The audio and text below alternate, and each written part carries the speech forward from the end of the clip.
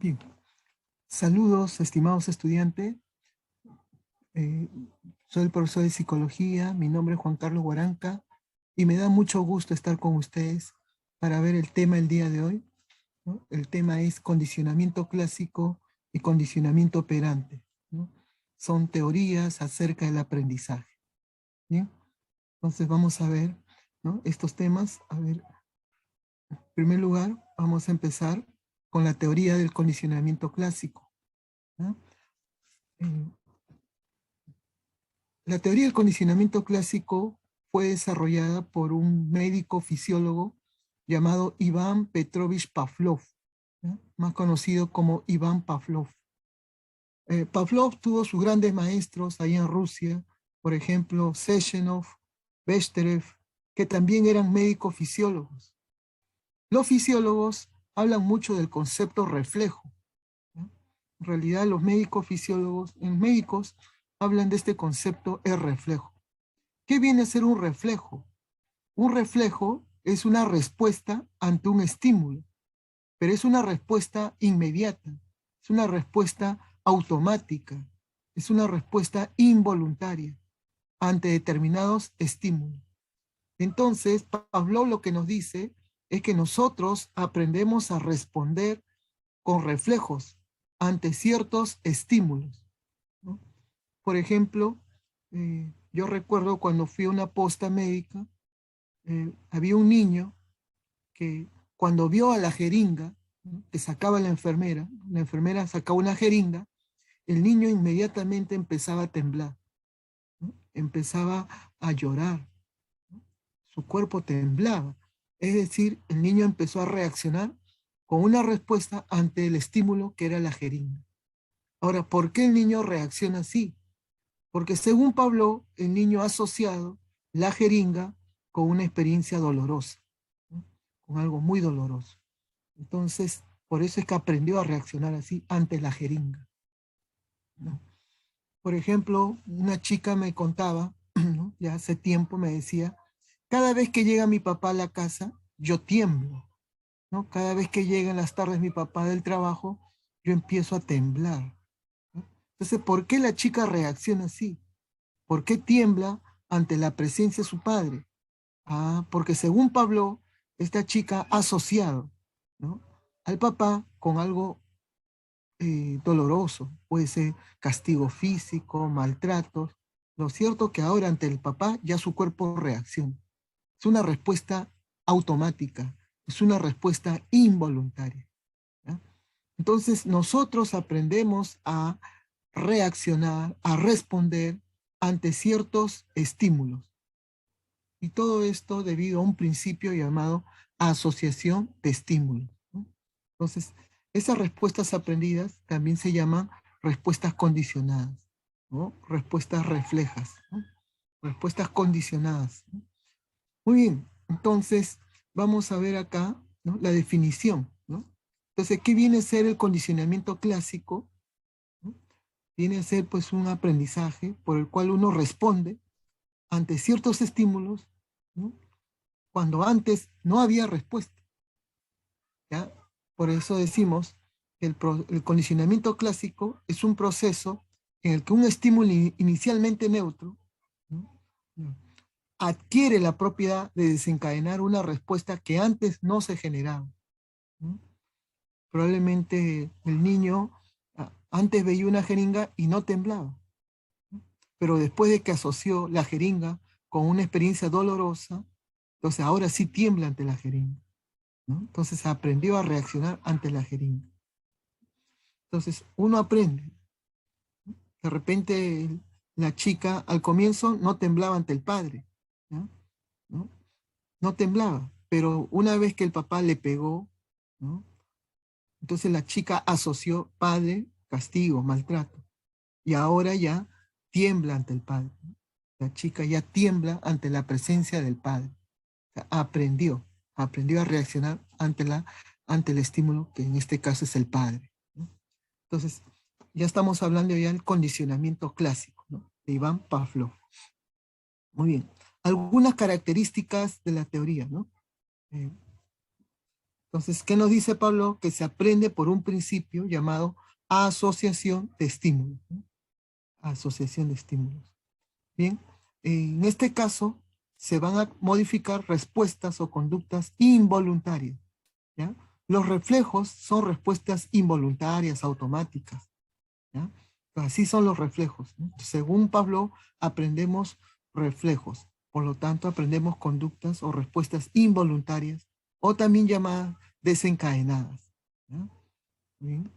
También cuando se trabaja en esta teoría, en el sujeto que aprende, se activa más el sistema nervioso autónomo, ¿ya? Sistema nervioso autónomo, que está formado por el simpático y el parasimpático, ¿no? Son redes nerviosas que se van a unir a los órganos internos, ¿ya? Simpático y parasimpático, ¿ya? El sistema simpático activa tus órganos internos. En cambio, el sistema parasimpático calma, te tranquiliza, ¿no? Te relaja, ¿ya? Entonces, tienen funciones opuestas, ¿no? Simpático y parasimpático, ¿ya? En este tipo de aprendizaje participan mucho estos sistemas, ¿no? Simpático y parasimpático. También el reforzador se entrega antes de la respuesta, ¿no? Por ejemplo, Pablo es muy conocido el trabajo que hizo con perros, ¿no? Con perros. Entonces trabajó mucho con una campanita y la comida. Entonces la comida, ¿no? Que es como un premio, un reforzador para el perro, se entrega antes que aparezca la respuesta, ¿no? La respuesta. Muy bien. El medio opera sobre el sujeto. En este caso, el sujeto que va a aprender es un sujeto pasivo, ¿ya? ¿No? No es que se mueve por el ambiente, manipula, no, sino que es un sujeto que está ahí parado y ante ciertos estímulos reacciona a su cuerpo, ¿no? Presenta reflejos, ¿no? En ese sentido, es un sujeto más pasivo, ¿ya? Entonces veamos acá el experimento que hizo Pablo para demostrar su teoría, ¿no? La teoría del condicionamiento clásico, ¿no? Entonces, en su laboratorio tenía perros, ¿ya? Él trabajó mucho con perros, ¿ya? Entonces, ¿qué hizo al comienzo? Al comienzo lo que hace es, le presenta un estímulo al perro. Por ejemplo, la comida, ¿no? Ante la comida, ¿cómo reacciona el perro? Inmediatamente empieza a salivar, ¿ya? Se activan sus órganos, sus glándulas salivales y segrega saliva, ¿ya? Esta respuesta de salivar ante la comida es aprendida o es innata, ¿no? Que un perro salive ante la comida, trozo de carne, por ejemplo. Sí o no que esta respuesta es innata, ¿no? Ya, ya viene programado el cuerpo para reaccionar así ante la comida, ¿ya? Esta respuesta no lo ha aprendido, ¿ya? Es biológica, es innata, ¿ya? Es natural que el perro salive ante la comida. Entonces esas respuestas innatas, biológicas, respuestas naturales, ¿no? Pablo lo llama respuestas incondicionadas, ¿no? En este caso, que saliva ante la comida, sería una respuesta incondicionada. Y los estímulos que generan respuestas innatas, ¿no? Naturales, biológicas, lo llamó estímulo incondicionado, ¿no? Estímulo incondicionado, ¿no? Como dice acá, ¿no? EI, estímulo incondicionado. Muy bien. Luego, en una siguiente fase, ¿no? A ver, le presento un sonido al perro, ¿no? Por ejemplo, el sonido de campanas, ¿no? Pablo tenía muchas campanitas ahí en su laboratorio, ¿no? Y hace sonar una campanita. Tilín, tilín, ¿no? ¿Y qué pasa con el perrito? El perrito inmediatamente para las orejitas y presta atención, ¿no? Mira de dónde viene el sonido, ¿ya? Entonces, como presta atención, Pablo lo llama a esa respuesta, respuesta de orientación, ¿no? De alerta, de orientación, ¿ah? Y al sonido lo llamó estímulo neutro, ¿no? Al sonido de la campana lo llamó estímulo neutro, ¿no? Bien, en una siguiente fase, lo que hace Pablo es presentarle los dos estímulos. Primero le presenta el sonido de la campana y luego le presenta la comida, ¿no? Y por supuesto el perro empieza a salivar, ¿no? ¿No? Entonces primero le presenta el sonido, tilín, tilín, inmediatamente le presenta la comida. y el perro empieza a salivar, ¿no? Y así varias veces. Tilín, tilín, aparece la comida y el perro empieza a salivar, ¿no? Y después de muchas asociaciones, luego solamente tú le presentas el sonido de la campana, tilín, tilín, y el perrito vas a ver que empieza a salivar, ¿no? Empieza a segregar mucha saliva, ¿no? Pero al comienzo no salivaba ante la campana, ¿no? Ahora ya saliva ante la campana. Ah, eso quiere decir que esta respuesta de salivar ante la campana ya es aprendida, ¿no? Ha sido aprendida. ¿Y por qué aprendió a salivar ante el sonido de la campana? Porque el perro ha asociado la campana con la comida, ¿no? Ha asociado el sonido de la campana con la comida. ¿Ya? En sus neuronas empieza a haber cambios y va asociando. De tal manera que al escuchar la campana, inmediatamente su cerebro lo asocia a la comida, ¿no? Es como si también estuviera viendo la comida. Por eso es que saliva, ¿no? Se activan sus órganos internos y saliva, ¿no? Por lo tanto, esta respuesta de salivar ante la campana ya no es innata, ya no ya. Esta respuesta es aprendida, ¿no? Y Pablo a esta respuesta aprendida lo llamó respuesta condicionada, ¿no? Respuesta condicionada. Y el sonido de campana, que al comienzo era neutro, ¿no? Era neutro, luego, después de asociar con la comida, ya se convierte en el estímulo condicionado. Es decir, estímulo que está generando conductas aprendidas, ¿no? Entonces, en este caso, el perro aprendió a salivar ante el sonido de la campana, ¿no? Esto ya es aprendido, ¿no? Muy bien. Entonces, es así como Pablo demuestra su teoría, ¿no? El condicionamiento clásico, o también lo llaman condicionamiento respondiente. Entonces, está demostrando que uno puede aprender, pero aprendemos por asociación de estímulo, ¿no? Asociación de estímulo, ¿no? Entonces, por ejemplo, si tú quisieras, ¿no? Tú quisieras aplicar esta teoría con tu hermanito, ¿no? Imaginemos, ¿no? Imaginemos que tú quieres que a tu hermanito le guste agarrar un libro, ¿ya? Le fascine agarrar los libros.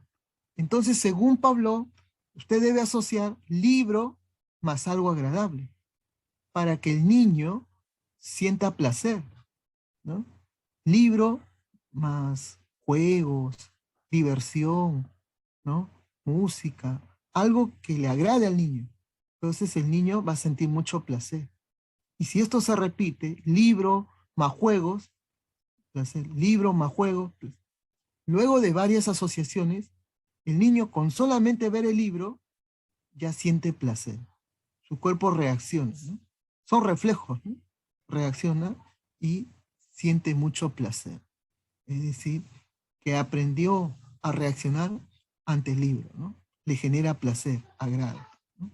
Entonces, ahí tenemos, ¿no? El trabajo de Iván Pavlov, ¿ya? Bien, pero luego también se propone algunos conceptos, ¿no? Por ejemplo, aquí tenemos, tras el condicionamiento, ¿no? Puede ser que el perro, ¿no? Ya aprendió a salivar ante el sonido de la campana, ¿no? Es decir, suena la campana y el perro saliva. Pero puede ser también que ante un silbato, ¿no? O un timbre, ¿no? Escucha el timbre y el perro empieza a salivar. O también el timbre de un despertador, ¿no? Suena, ¿no? El perro escucha y también empieza a salivar. Eso quiere decir que el perro reacciona ante estímulos que son muy parecidos, ¿no? El perro saliva ante estímulos muy parecidos. ¿Ah? Eso lo llaman generalización de estímulos, como que el perro lo ha generalizado. Para él todos son similares, ¿no? Por eso es que su cuerpo reacciona y saliva. Ante la campana, ante el timbre, ante el despertador, el perro saliva, ¿no? Como dice acá, la respuesta condicionada se presenta ante estímulos similares, ¿no? Al originalmente asociado, ¿no? Entonces, ahí se está dando una generalización, ¿no? Muy bien. Entonces lo ve como cosas similares y por lo tanto el perro reacciona salivando. Bien, otro concepto viene a ser la extinción. ¿Qué pasa? El perro aprendió a salivar ante el sonido de la campana, ¿no? Suena la campana, tilín, tilín, y el perro saliva, ¿verdad? Pero ¿qué sucedería si tú le presentas el sonido de la campana y luego ya no lo asocias con la comida? Y nuevamente le presenta el sonido de la campana y luego no lo asocias con la comida, no le presentas la comida. Entonces, ¿qué va a pasar con el perro? La respuesta de salivación va a ir desapareciendo poco a poco, ¿no? Poco a poco, hasta que llega a eliminarse. Entonces ahí recién ya hablamos de la extinción, ¿no? Extinción. Esto se produce porque ya no hay asociación. Solamente le presenta el sonido, pero ya no lo asocias con la comida, ¿no? Entonces el perro también va a dejar de salivar, ¿no? Va a llegar un momento en el cual le presentas el sonido y ya no saliva, ¿no? Ya no va a salivar, ¿no? Si se aplica el sonido sin volver a asociarlo con la comida o el alimento, la respuesta desaparece progresivamente hasta que se elimina y eso ya se llama la extinción, ¿no? Extinción. Ahora, puede ser que el perro ya no saliva ante el sonido de la campana, ¿no? Ya se ha extinguido la respuesta de salivación, ¿no? Pasa unos días, una semana, y puede ser que de pronto, ¿no? Empieza el perro a salivar ante el sonido de la campana, ¿no? Por ahí escucha el sonido de la campana y el perro nuevamente empieza a salivar, ¿no? Ya. Eso solito, ¿eh? Solito, empieza solito a salivar ante el sonido de la campana. A eso lo han llamado recuperación espontánea. Recuperación espontánea. En ocasiones la respuesta vuelve a aparecer después de la extinción, ¿no? Ya se había extinguido la respuesta, ya no había salivación, pero después de un tiempo vuelve a aparecer, ¿no? La respuesta de salivación. Bien. Bien. Esta teoría, ¿no? Luego lo va a aplicar mucho un psicólogo norteamericano, pero con seres humanos. Me estoy refiriendo a John Watson. Watson, quien funda la escuela del conductismo en Norteamérica, ¿no? Entonces, ¿qué hizo Watson? Utilizó todos estos principios para aplicarlo con niños. Sobre todo es muy conocido el caso del niño Albert, ¿no? Era un niñito que le gustaba estar con las ratas, por ejemplo. El niño no tenía miedo a las ratas, acariciaba a las ratas, jugaba con las ratas, ¿no? Pero ¿qué hizo Watson? Al niño le presenta, ¿no? Sonidos fuertes, inmediatamente la rata, ¿no? Entonces el niño temblaba. Nuevamente le presenta ruidos fuertes, la rata, y el niño empezaba a temblar, a llorar. Y así varias veces, ruidos fuertes, la rata, y el niño temblaba y lloraba. Y luego, después de varias asociaciones, ahora solamente le presentaba la rata, ¿no? Y el niño empezaba a temblar y a llorar, ¿no? Nuevamente le presentaba la rata y el niño temblaba y lloraba. Ah, pero ¿cómo? Si al comienzo el niño no temblaba ante la rata. Lo que pasa es que el niño ahora ha aprendido a temblar ante la rata porque el niño ha asociado en su cabecita, ¿no? El sonido fuerte con la rata, ¿no? Es como que al ver la rata también está escuchando esos sonidos muy fuertes que le van a generar miedo y por eso tiembla. Entonces, este experimento se llama el experimento con el niño Albert. Tenía 11 meses de vida, ¿no? Lo hizo el amigo de Pavlov. ¿Quién era el amigo de Pavlov? John Watson. John Watson. Watson trabajó con el niño Albert allá en los Estados Unidos. Le había generado una fobia a las ratas, terror a las ratas.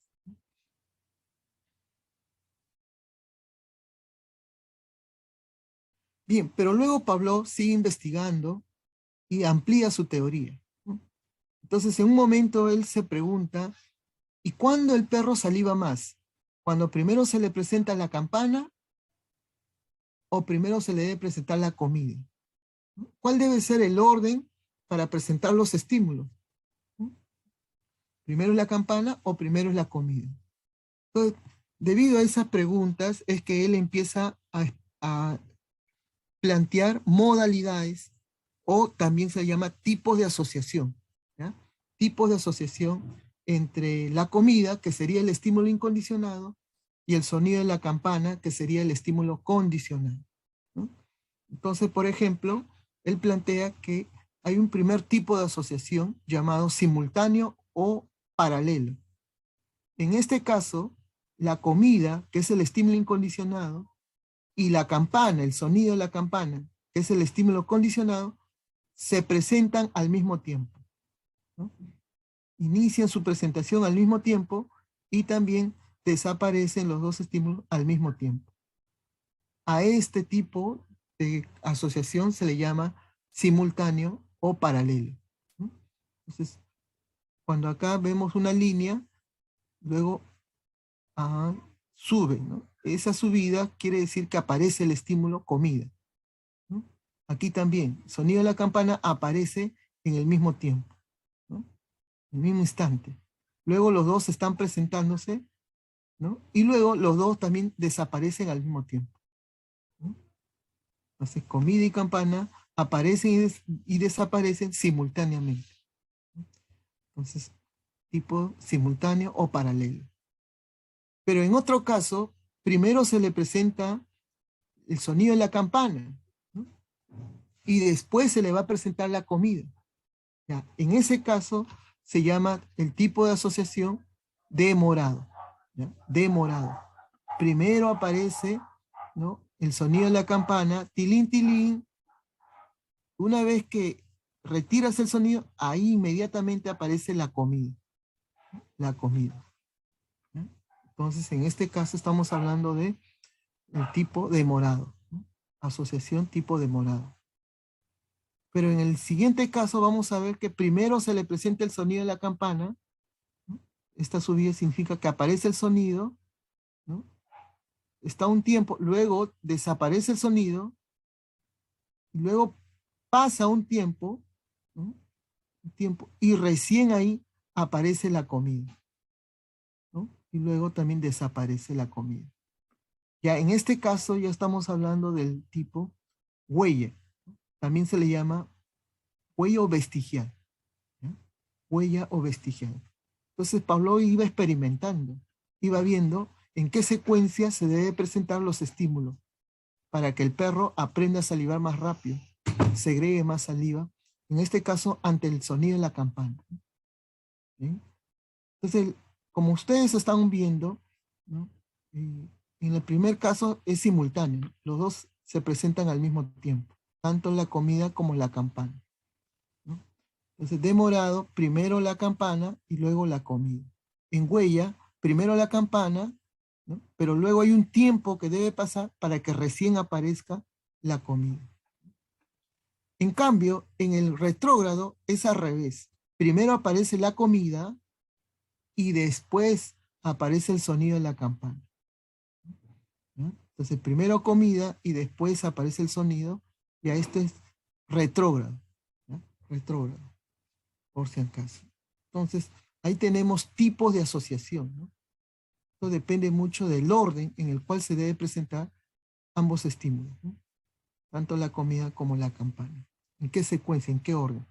¿No? Entonces ahí surgen los tipos.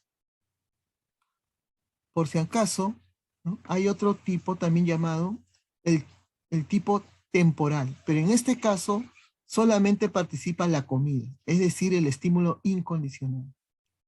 Aquí no participa ya la campana, ¿no? ¿Qué consiste? Que, por ejemplo, supongamos que tú tienes un perro y siempre a las 2 de la tarde tú le das de comer al perro. Entonces, llega a las 2 de la tarde, tú le presentas la comida, ¿no? Aparece la comida y el perro va a salivar. Entonces, mañana, de nuevo, llega a las 2 de la tarde y tú le presentas la comida a tu perro y el perro va a salivar. Pasado mañana, llega a las 2 de la tarde, tú le presentas la comida y el perro va a salivar. Supongamos al siguiente día, ¿no? Tú no le presentas nada de comida, no le presentas, pero llegan las 2 de la tarde y el perro igualito va a salivar. Así no le hayas presentado la comida, su cuerpo del perro va a reaccionar y va a empezar a salivar a las 2 de la tarde. ¿Por qué? Porque ya se acostumbró. siempre a las 2 le dabas de comer, todos los días a las 2, su cuerpo ya se acostumbró a reaccionar a esa hora. 2 de la tarde empieza a salivar. Y por más que un día no le lleves comida, igualito su cuerpo ya está condicionado, va a reaccionar, va a salivar, ¿no? Entonces ahí se habla de tipo de asociación. En este caso se habla ya de la modalidad temporal. Temporal, ¿no? A cierta hora tú le presentas el estímulo y el perro saliva. Y después de varias, ¿no? No hay comida, pero el perro igualito a las 2 va a salivar, ¿no? Se acostumbró a salivar ante una misma hora, ¿no? Muy bien, entonces estos son pues tipos de asociación, ¿no? Muy bien. Bien, aquí veamos otro ejemplo del condicionamiento clásico donde se trabajó ya no con sonidos de campana, ¿no? Ya no ya, sino que ahora en este ejemplo se trabajó más con luces, ¿no? Por ejemplo, un foco encendido. Entonces, este foco encendido se le presenta a un perro, ¿no? El perro. Qué va a suceder? Ante ese estímulo se van a activar ciertas áreas del cerebro, ¿no? Entonces, la luz ingresa por la pupila, ¿no? Y va a excitar la retina. La retina se une con un nervio, ¿no? Ese nervio lleva la información hasta un área cerebral, ¿no? En este caso, el área 2 que viene a ser el centro óptico de la corteza cerebral, ¿no? Ahí está, se estimula este centro óptico de la corteza cerebral, ¿no? Entonces, esa es la primera fase. Ante la luz, se estimula esta región del cerebro. Aquí, por si acaso, está una glándula, ¿no? La glándula salival, ¿no? Siguiente fase del experimento, ¿no? Ahora al perro se le presenta la comida. Entonces, esta comida lo que va a activar en el cerebro es ciertas áreas. Por ejemplo, acá tenemos esta área, ¿no? Que viene a ser centro de secreción salival en la región subcortical. Pero esta área no está sola, sino que se une con otra área, llamada también centro de salivas, centro de secreción salival en la corteza cerebral, ¿no? Entonces se activan estas áreas a través de redes que intercomunican, ¿no? Que están ahí uniendo áreas, ¿no? Entonces miren todas estas áreas cerebrales que se activan, ¿no? Cuando el perro está comiendo o ve la comida, se activa esta región, estas áreas, ¿no? Pero la siguiente fase del experimento se le presenta la luz y también se le presenta la comida. Entonces, en esta fase se activan áreas del centro óptico, ¿no? Están acá en la corteza, se activa esta área, pero no solamente se activa esa área, también se activan áreas de la salivación, ¿no? Por ejemplo, ¿no? Centro de secreción de saliva en la región subcortical, ¿no? Y también el centro de secreción de la saliva en la región cerebral, o en la corteza cerebral, ¿no? Entonces se está activando esta área, ¿no? Estas redes para la visión, y se está activando también estas redes que tienen que ver pues con la comida, ¿no? Con la comida. Entonces, según Pablo, ya el perro está asociando la luz con la comida, luz y comida, ¿no? Y después de varias asociaciones, ¿no? Miren cómo se unen las neuronas en el cerebro, ¿no? Para que pueda asociar. Tiene que haber cambios en las neuronas, ¿no? En las redes, tiene que haber muchos cambios. Bueno, lo cierto es que el perro está asociando la luz con la comida, ¿no? Luz, comida. Y por supuesto, esto activa su glándula saliva y el perro saliva. Saliva. Y después de varias asociaciones entre luz y comida, ahora solamente le presentas la luz y vas a ver que el perro inmediatamente empieza a salivar, ¿no? Ya empieza a salivar. ¿Por qué? Porque ya el perro ha asociado la luz con la comida, ¿no? Además, en su cerebro ya hay redes que se han unido, ¿no? Redes de la luz con las redes de la comida, ¿no? El perro ya lo asoció. Bien, entonces, este es un ejemplo también, ¿no? De cómo también se puede trabajar con los animales, con los perros, ya no con sonidos de campana, sino también con luces, ¿no? Luces. Muy bien. Ya, acá el perro ya saliva, ¿no? Ahí está. Estas áreas, estas redes, ¿no? Estas vías nerviosas se conectan con esta área y el perro saliva, ¿no? Tenemos glándulas salivales. Muy bien.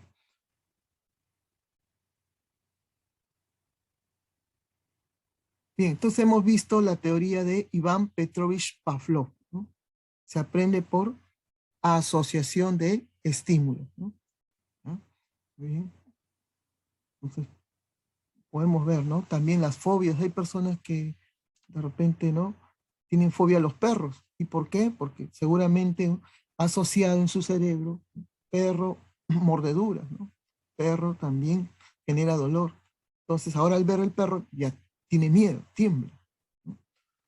Personas que también a veces ven una moto lineal y tiemblan, porque probablemente ha asociado, ¿no? Moto, de repente robo, ¿no? Alguna mala experiencia, y por eso es que tiembla ante la moto, ¿no? Entonces el cerebro va asociando, ¿no? Es un aprendizaje inmediato, automático. Aprendemos a reaccionar ante ciertos estímulos de manera involuntaria. Bien, ahora de Rusia, ¿no? Porque Pablo era de Rusia, nos vamos a los Estados Unidos.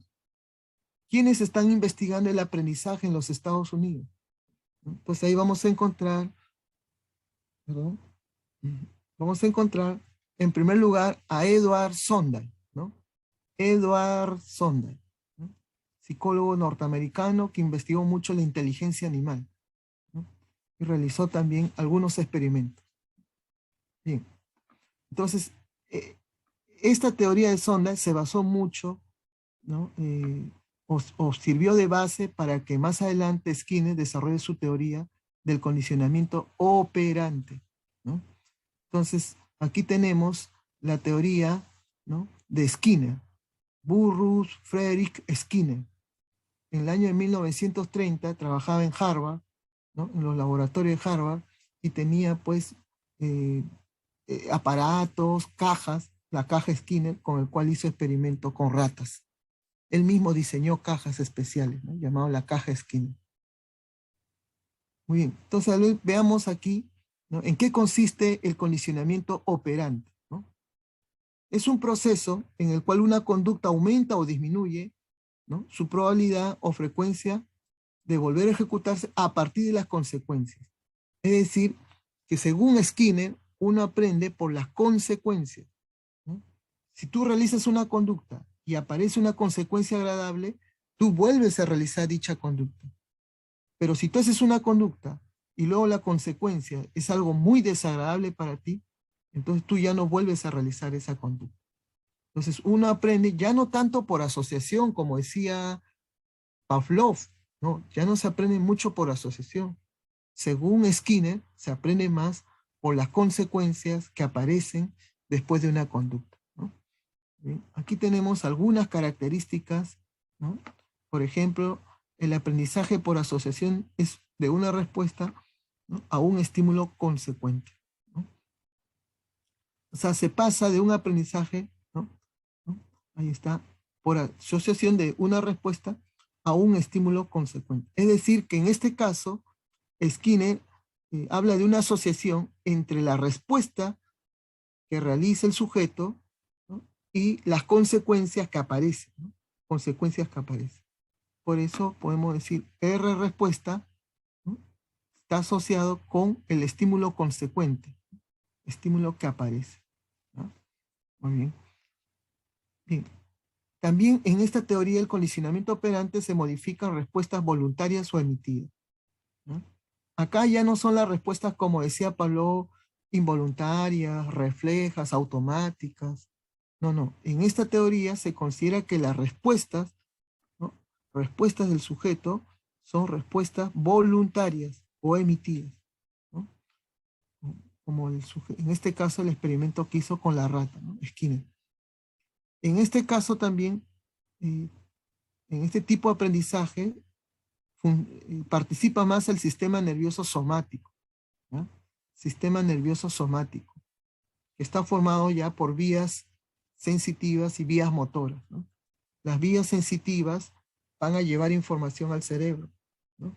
Y las vías motoras van a dar respuesta, ¿no? Para mover los músculos, el esqueleto, ¿no? Entonces, aquí participa más el sistema nervioso somático, ¿no? Está formado por vías sensitivas y vías motoras. El reforzador se entrega después de la respuesta. O sea, el sujeto tiene que hacer una conducta y luego recién recién ahí aparece su premio, su reforzador. Y en este caso, ya el sujeto no es pasivo, como en el caso de Pavlov, ¿no? Del perro de Pavlov. No, en este caso, el sujeto, ¿no? Sea el gato o la rata, son sujetos muy activos. Se mueven por todo el ambiente para manipular objetos y así obtener un premio, una consecuencia. Bien. Aquí tenemos al antecedente de Skinner.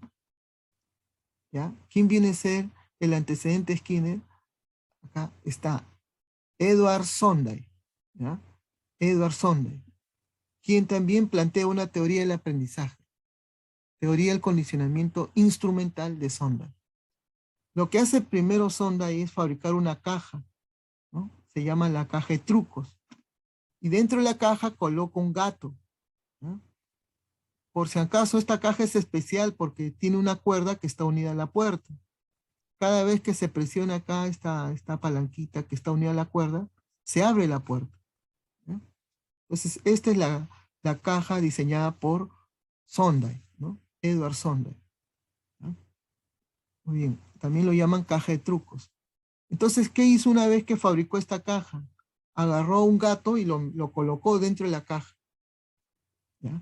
Y luego le pone comida fuera de la caja. A cierta distancia le coloca comida.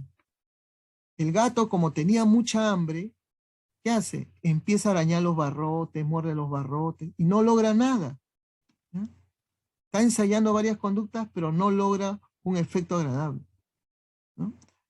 De pronto el gato presiona esta palanquita que está unida a la cuerda, ¿no? Presiona ahí y se abre la puerta. Entonces el gato va a salir y alcanzar su comida.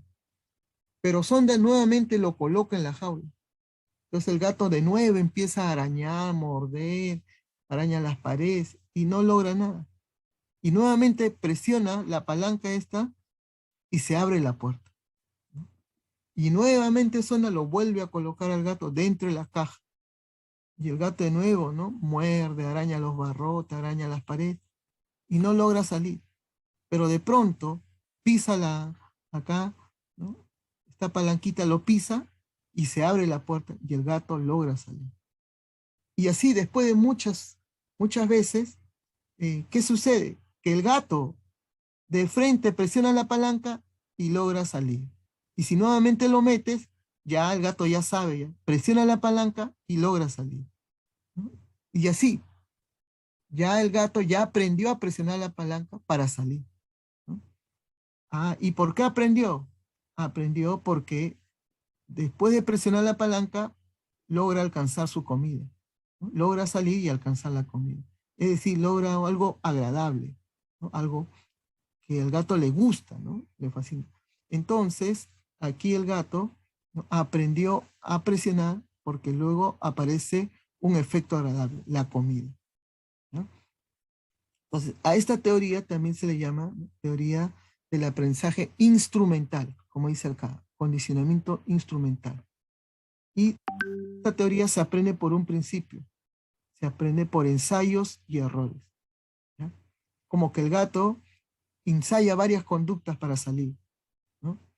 Y ahí está cometiendo muchos errores, pero de pronto, ¿no?, presiona la palanca y logra salir. Y al final ya aprende a presionar la palanca para salir. Ya no pierde tiempo, ¿no?, moviéndose, no, de frente va la palanca y sale y alcanza su comida, ¿no? Muy bien. Entonces, teoría de Sonday. Sonday plantea dos leyes del aprendizaje, ¿no? Tenemos la ley del efecto.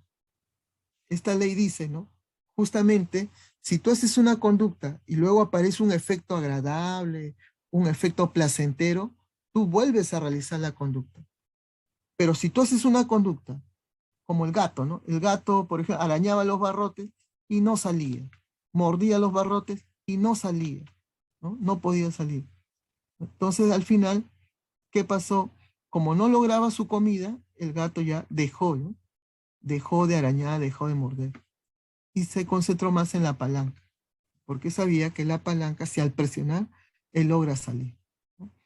Entonces, a esta ley lo llama ley del efecto, ¿ya? Ley del efecto, así lo llama Sonday, ley del efecto, ¿ya? Si haces una conducta y aparece un efecto agradable, tú repites la conducta.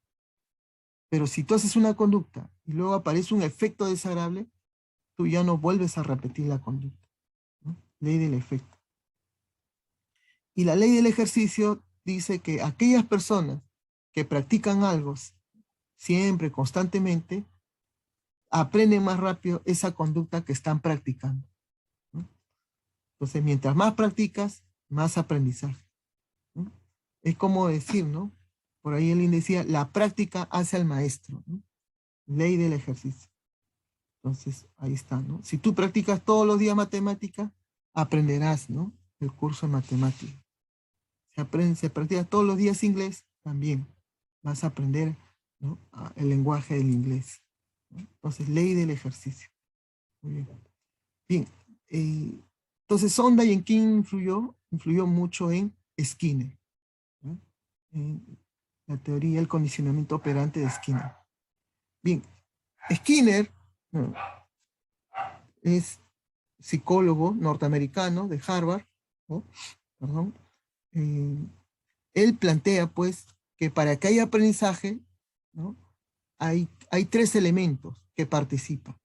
Y a esos tres elementos que participan lo llamó la triple relación de contingencia, ¿no? Triple relación de contingencia. Entonces habla de un estímulo antecedente, ¿no?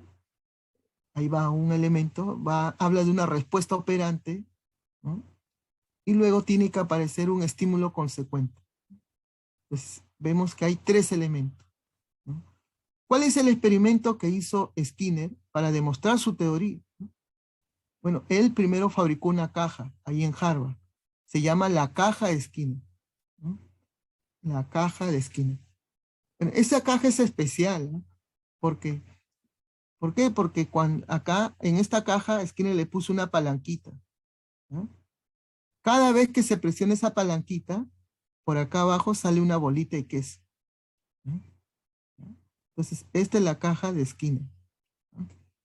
Entonces, una vez que tenía la caja ya, lo que hizo Skinner es agarrar esa rata de laboratorio y lo colocó dentro de la caja.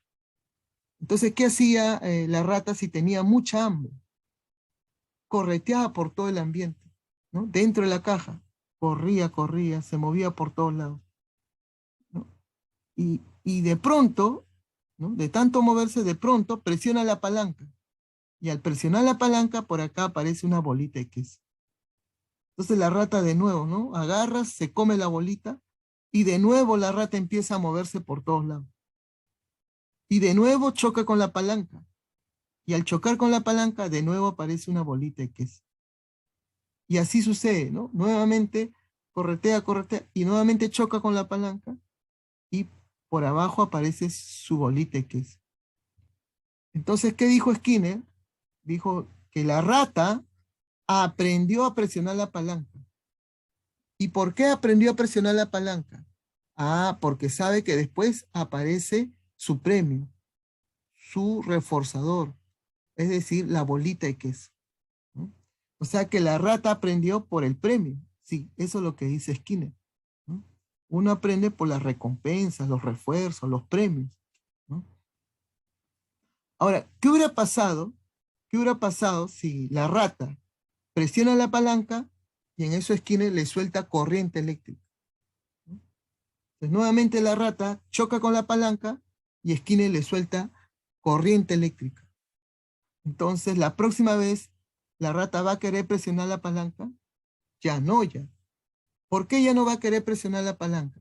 Porque sabe que la consecuencia es algo muy desagradable, ¿no? Algo aversivo. En este caso, ¿no?, aparece corriente eléctrica, ¿no? Bien. Entonces, este es el famoso experimento que hizo Skinner con ratas, ¿no?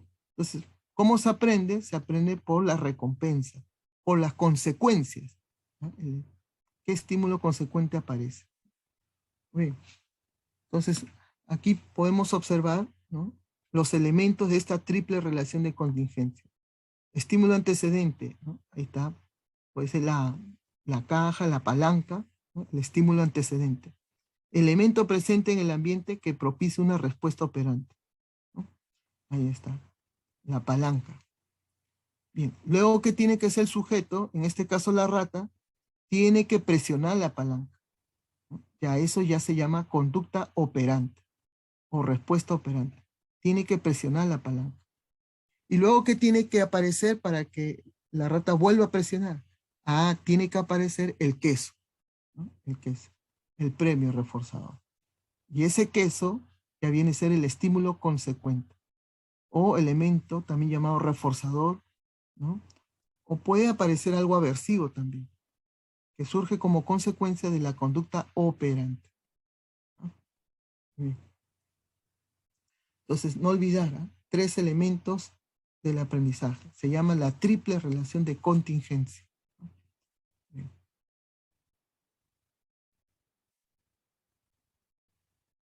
Bien, pero Skinner también siguió desarrollando, siguió investigando, ¿no? Y ya no se queda con hablar de la rata, las consecuencias, ¿no? Ah, cuántas conductas debe realizar, sino que Skinner luego desarrolla también tipos de contingencia, ¿no? Los tipos de contingencia, ¿no? Entonces aquí se habla de reforzamientos y castigo, ¿no? Reforzamientos y castigo, ¿no? Algunos también le ponen refuerzo, ¿no? ¿No? Pero debería decir reforzamiento y castigo, ¿no? Cuando se habla de un reforzamiento o refuerzo, si el estímulo condicionado es apetitivo, se denomina reforzador. ¿No? Reforzador. Es decir, ¿no? Ahí está.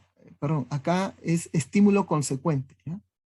Si el estímulo consecuente es apetitivo, o sea, lo que aparece es algo agradable, algo placentero, entonces en ese caso este estímulo consecuente se denomina reforzador. Reforzador. En cambio, ¿qué pasa acá? ¿No? En castigo. Si el estímulo consecuente es aversivo, se denomina castigo. Castigo. Entonces depende, ¿no? Depende qué estímulo consecuente, ¿no? Si es algo agradable, ahí se está produciendo un reforzamiento o un refuerzo. Si es algo desagradable, aversivo, entonces lo que va a generar es un tipo de castigo. Castigo, ¿no? Muy bien.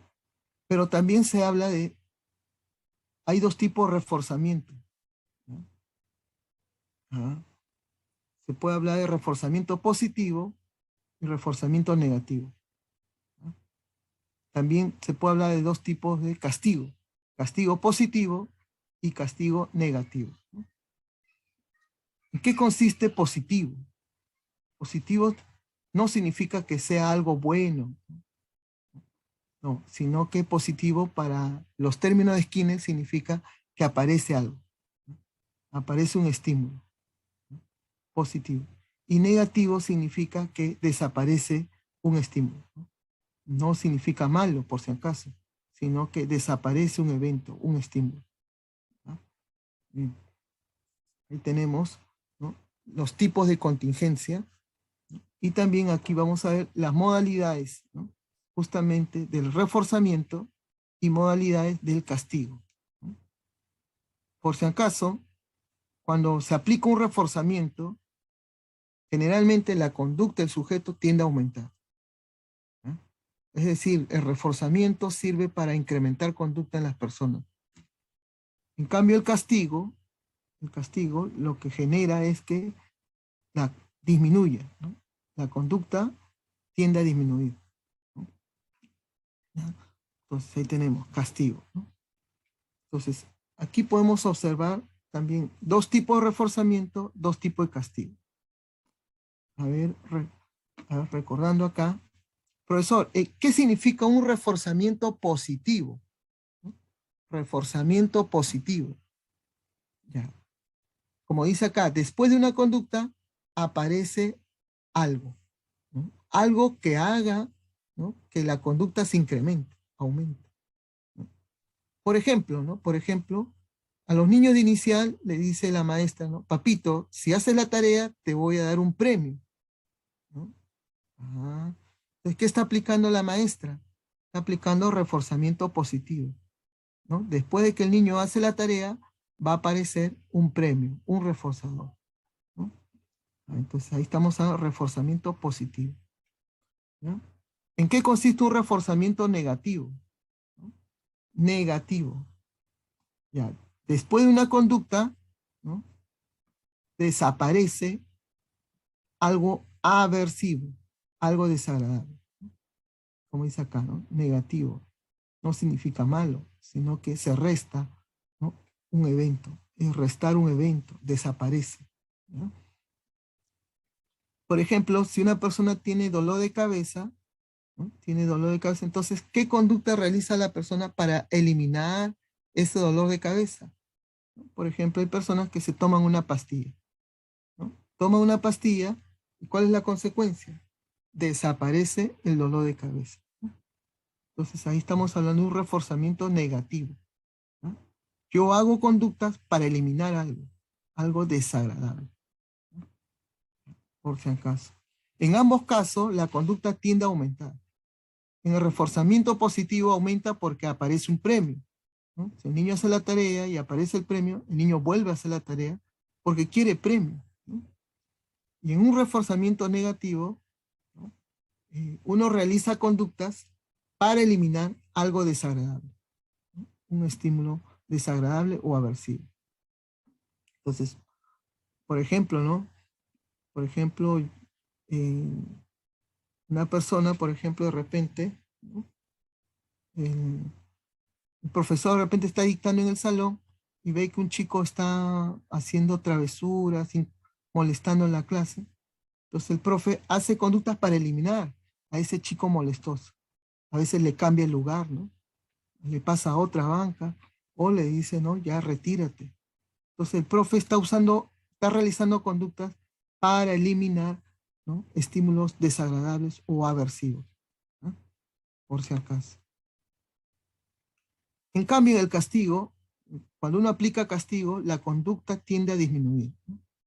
Supongamos que un niño bota la comida, ¿no?, tira la comida. A propósito, lo tira su comida. Entonces, la mamá no quiere que esa conducta se repita en el hijo. Entonces, ¿qué hace la mamá? ¿No?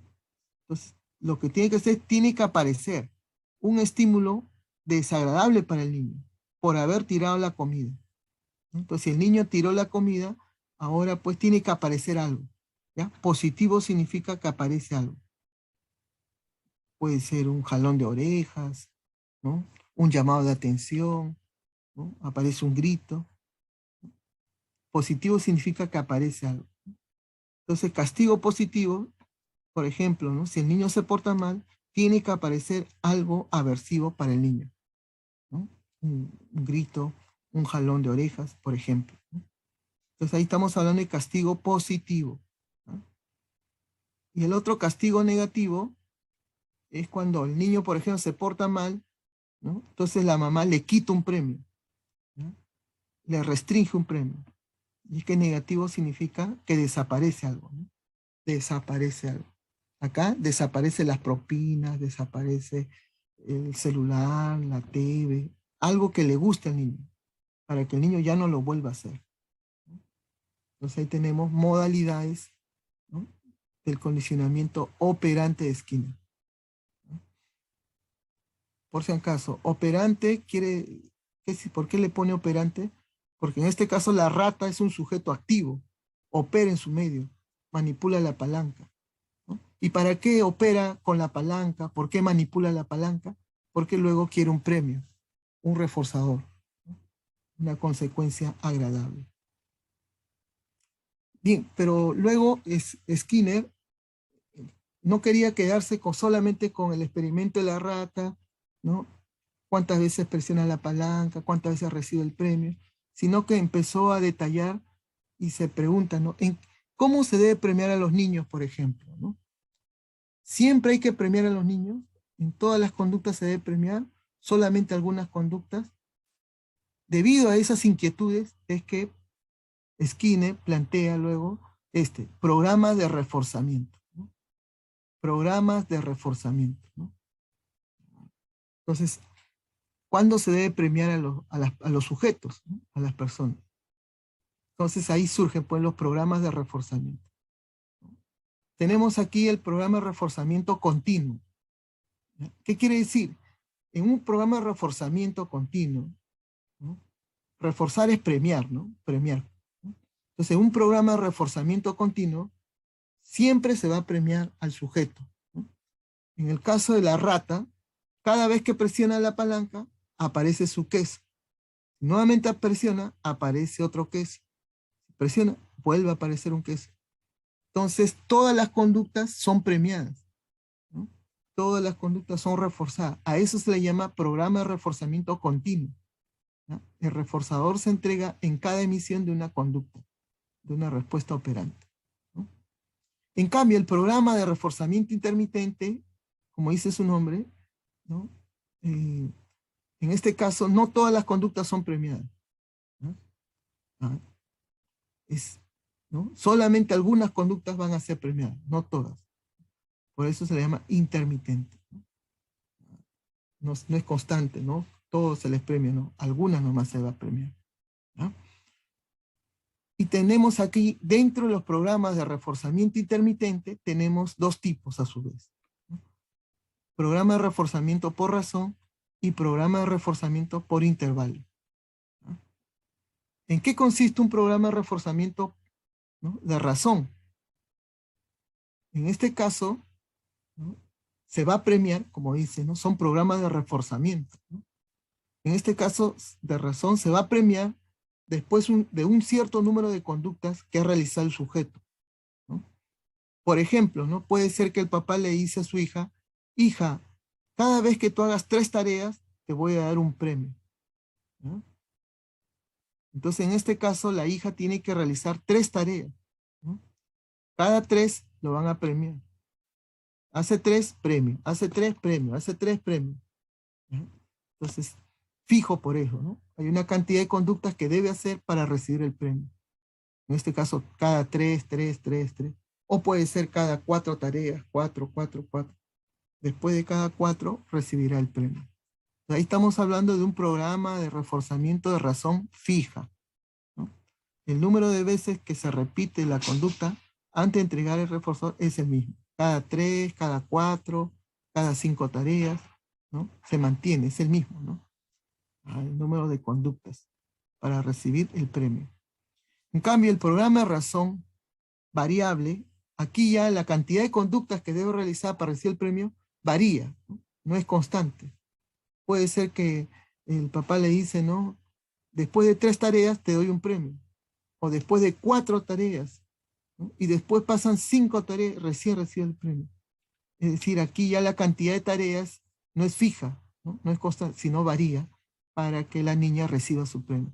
Puede ser después de 3, luego después de 4, después luego de 5 tareas, ¿no? Programa de razón variable, ¿no? El número de veces que se repite la conducta antes de entregar el reforzador no es exacto, ¿no? No es cada 3, aquí varía, ¿no? Puede ser después de 3 recibe premio, luego después de 4, luego después de 5, luego después de 8 conductas va a recibir premio, ¿no? Variable. Por ejemplo, en los tragamonedas, a veces la persona que va a un tragamoneda, a veces da la primera jugada, ¿no?, y no gana, ¿no? Otra jugada y no gana. Otra jugada y ahí gana. 3. Después tiene que seguir jugando. La cuarta jugada, nada. Quinta, nada. Sexta, nada. Séptima, nada. Octava, recién ahí gana. O sea que en este caso lo están premiando después de 3 jugadas, después de 5 jugadas. La cantidad de conductas que debe hacer varía, ¿no? 3, 5 o después de 8 jugadas, recién recibirá premio. Programa de intervalo de razón. Programa de razón variable, ¿no? Programa de reforzamiento de razón variable. En cambio, el programa de reforzamiento de intervalo toma en cuenta más el tiempo que debe pasar, ¿no? Entonces se controla el tiempo para que premien al sujeto, ¿no? Por ejemplo, ¿no?, programa de intervalo fijo. En este caso tiene que pasar un tiempo fijo para que la persona reciba premio, ¿no? Imaginemos un trabajador, ¿no?, le dicen después de 30 días te vamos a dar tu premio, tu recompensa, ¿no? Entonces, cada 30 días, 30 días, 30 días, siempre va a recibir un premio, ¿no? Pero en este caso tiene que pasar 30 días, ¿no? ese tiempo que debe pasar, 30 días, para que reciba premio, ¿no? Eso pasa, ¿no?, en muchos centros laborales, ¿no? A fin de mes le pagan, ¿no? Por eso fijo, ¿no?, cada 30 días o fines de mes. Y el otro programa es de intervalo variable. Aquí ya la cantidad de tiempo no es constante, ¿no? Aquí ya varía. Por ejemplo, puede ser que el empresario le diga a su trabajador, te voy a pagar de acá 7 días, y después como va a las ventas, de repente te pago después primero 7 días, después de repente puede ser dentro de 15 días, después dentro de un mes, ¿no? O sea que no es un tiempo fijo para que reciba el premio. El tiempo varía, puede ser, ¿no?, 7 días, 15 días, después de 30 días recién va a recibir el premio, ¿no? Por eso se llama programa de reforzamiento de intervalo variable. Bien. Por ejemplo, esos profesores que te toman examen sorpresa, ¿no?, no sabes cuándo te van a tomar el examen, ¿no? No hay una fecha fija. En cualquier momento te toman el examen, ¿no? Ahí el profesor está usando un intervalo variable, ¿no? Programa intervalo variable, ¿no? Puede ser que una semana te evalúen, después de 15 días, después de un mes, ¿no? No hay un tiempo fijo. Entonces, varía el tiempo que debe pasar para recibir el premio. Bien, intervalo variable.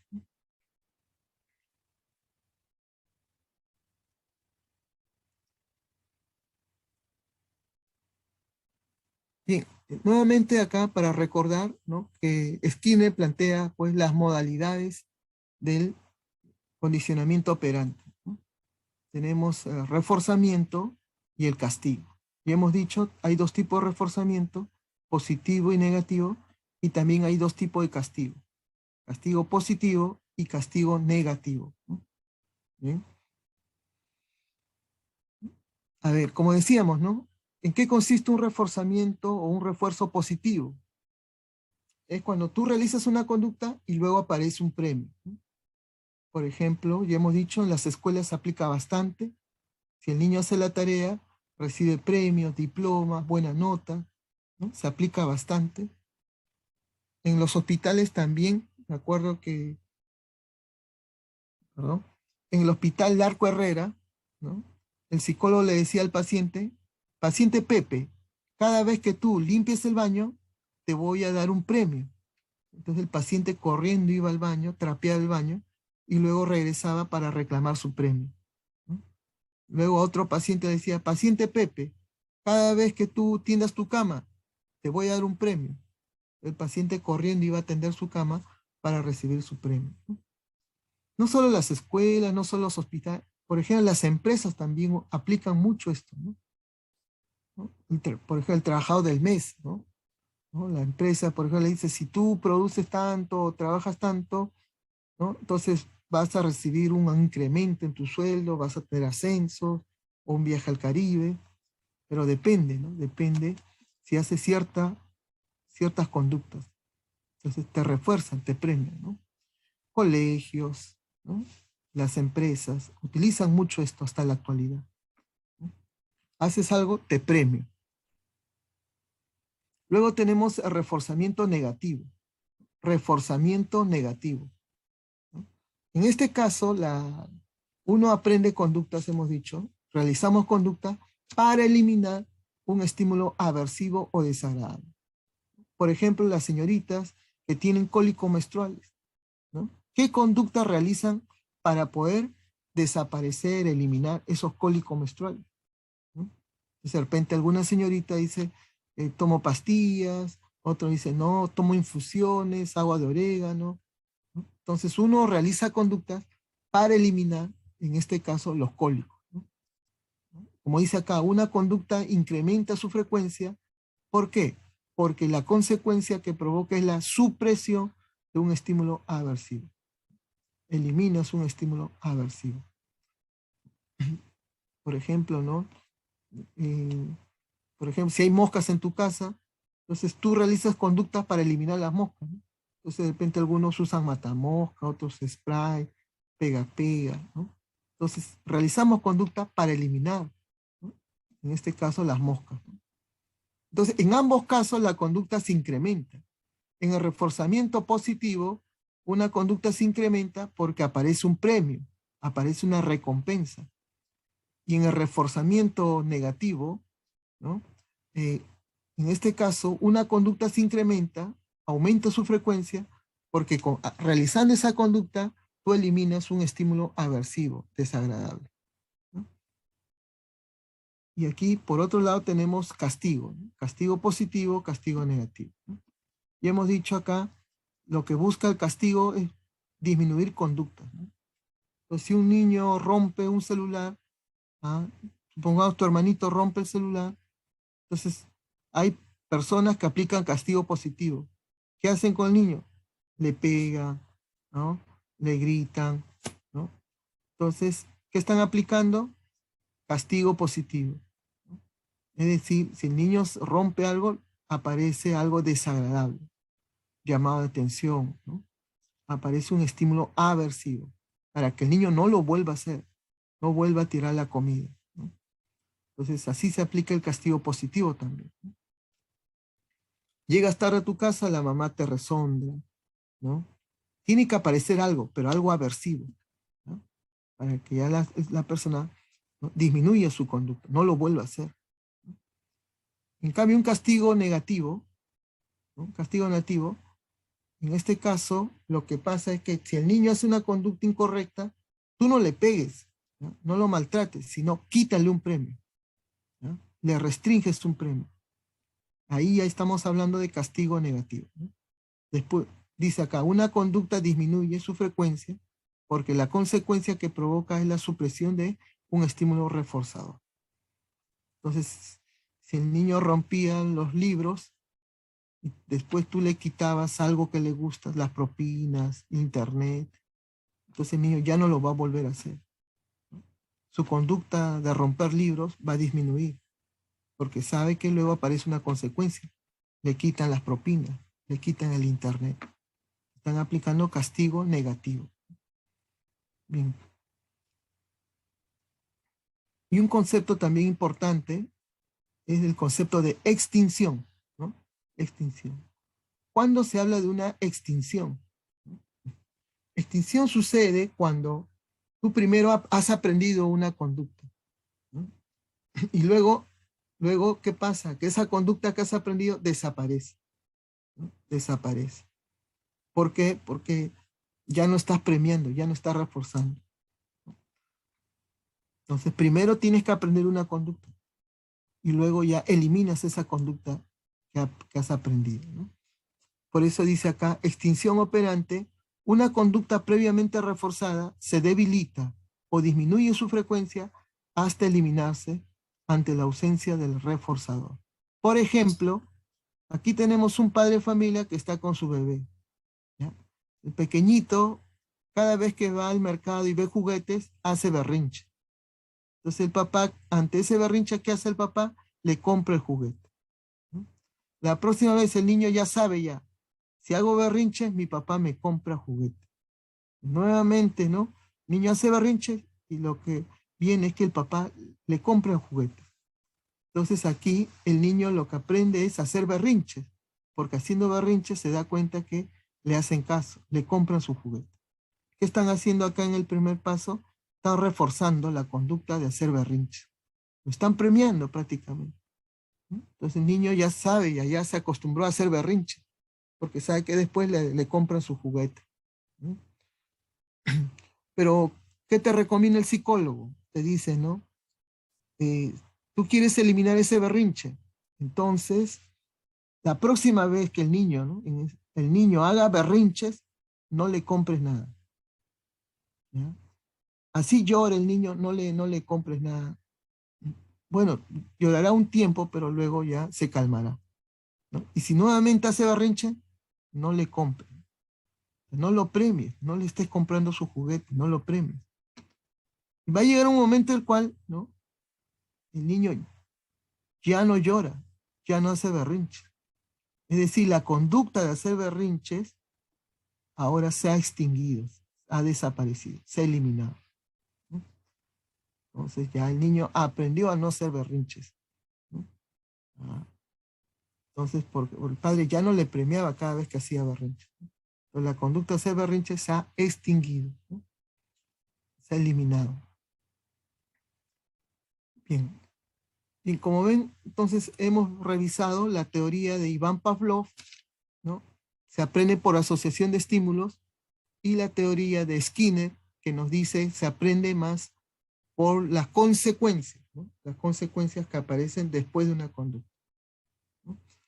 Entonces ahí hemos visto modalidades del condicionamiento operante de Skinner, y también hemos visto los programas de reforzamiento, así como el concepto de extinción, ¿no? Entonces, cuando ya no premias, la conducta desaparece. Igual con la rata aprendió a presionar la palanca. ¿Por qué aprendió? Porque aparece su premio, el queso. Pero ¿qué pasa si la rata presiona la palanca y tú ya no lo premias? No le sueltas queso. De nuevo la rata presiona la palanca y no aparece el queso. Otra vez presiona y ya no aparece el queso. Va a llegar un momento en el cual la rata ya no va a querer presionar la palanca, ¿no? Es decir, la conducta se ha extinguido, ¿no? ¿Por qué? Porque sabe que después ya no viene nada, ¿no? Por más que presione varias veces la palanca, ya no aparece su premio, su reforzador. Entonces la conducta presionada se ha eliminado, se ha extinguido, ¿no? Ha desaparecido. Oye, entonces son teorías del aprendizaje, como verán, ¿no? ¿No? Son algunas, ¿no? Porque hay varias teorías del aprendizaje, ¿no? Las que hemos visto son más del enfoque más conductista, ¿no? Donde se habla de estímulo-respuesta, ¿no? En estas teorías no se habla para nada de los procesos mentales, la conciencia, no. Solamente se habla de estímulo-respuesta, enfoque más conductista, ¿no? Bien, entonces hasta aquí sería la parte teórica. Ahora vamos a ver la práctica, ¿no? Un momentito, a ver, por favor.